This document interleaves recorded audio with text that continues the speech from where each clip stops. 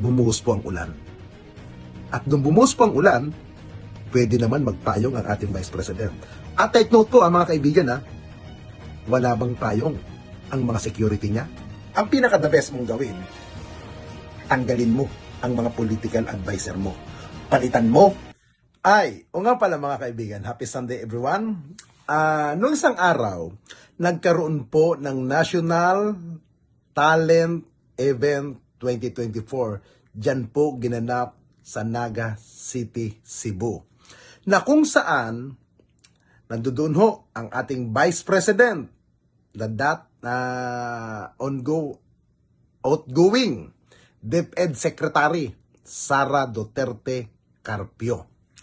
Ito po ang tanong dito at ito po ang nakakatawa sa eksenang ito.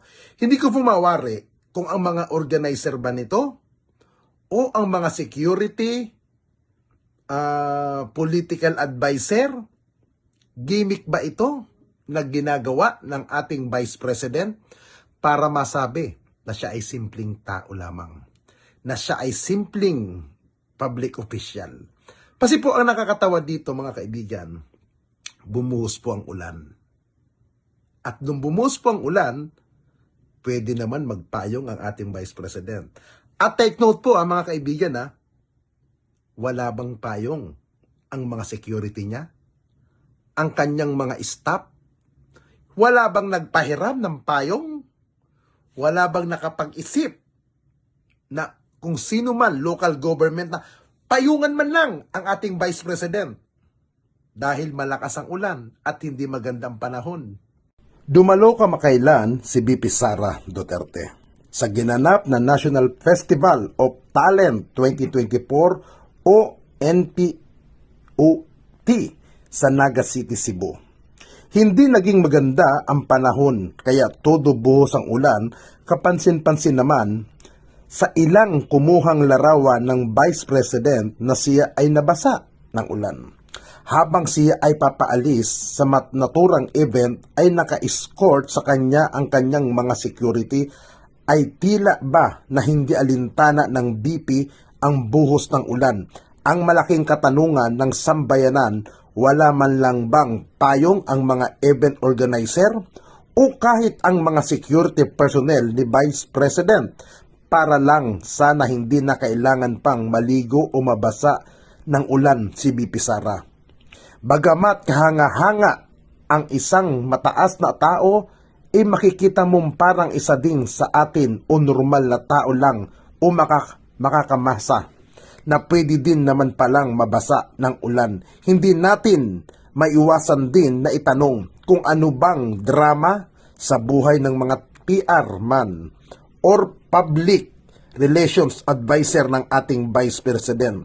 Tandaan natin na lahat ng galaw, kilos at salita ng ating mga opisyal na mga politiko o mga public figure ay na masusing pinag-aaralan din ng mga PR advisor nila. Kaya hindi masasabi natin na ang drama na ito ni VP Sara na naglalakad sa ulan na hindi man lang pinapayungan ng kanyang mga bodyguard ay isa lamang publicity.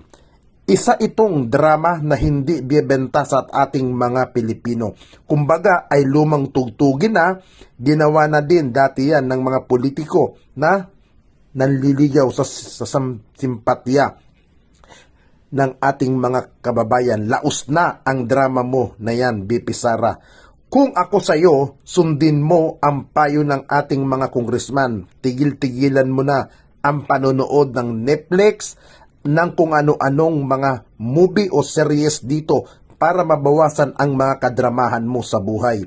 Ang dapat mong pagtuunan ng pansin ay ang mga isyu na kinakaharap mo ng pamilya mo at bawas-bawasan nyo ang mga paninira at direktang panlaban sa ating Pangulong BBM. Uulitin ko, lumang tugtugin na ang drama mong pagbabasa o maliligo sa ulan. Hindi na yan napapanahon. Ang napapanahon ngayon ay ang mga akusasyon at issue na dapat ninyong kaharapin. Yan ang dapat sinasabi mo sa PR team mo na tugunan ng pansin.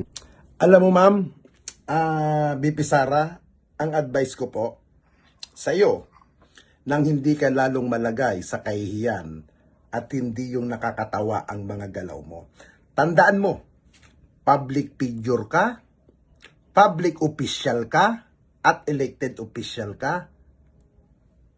Ang mga tao po, alam na namin kung drama, pagpapasimpatya, o kumukuha ng awa. Ginawa na rin ho yan ng mga katulad mong mga politiko. Alam mo, madam, ang pinaka-the best mong gawin, tanggalin mo ang mga political advisor mo. Palitan mo ang mga umuudyok sa'yo na kung ano nung kadramahan, kalitsihan. Kasi, ang sabi mo nga nyo noon, ang drama nyo nga ng pamilya mo noong 2016, simple. Sa panahon ngayon, kahit sinong tanga, kahit sinong bobo, hindi po maniniwala na ang isang vice president na may mga sangkatutak na security, sangkatutak na alalay, lalakad sa ulanan na walang mga bit-bit na payong, walang preparation sa bawat lakad.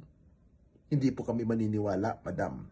Kahit pa paano, vice president ka, may mga politiko dyan na nakapalibot sa iyo dyan, may mga taong opisyal dyan sa event na yan na may dalang payong.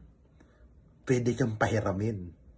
Pero, kung yan ay part ng gimmick mo for the publicity, talagang tatanggihan mo yan. Pero the best, madam, ayusin mo ang mga galaw mo. Nang hindi po kayo nasisilipan, hindi po kayo napupulaan na gumigimik kayo para masabing kawawang Vice President.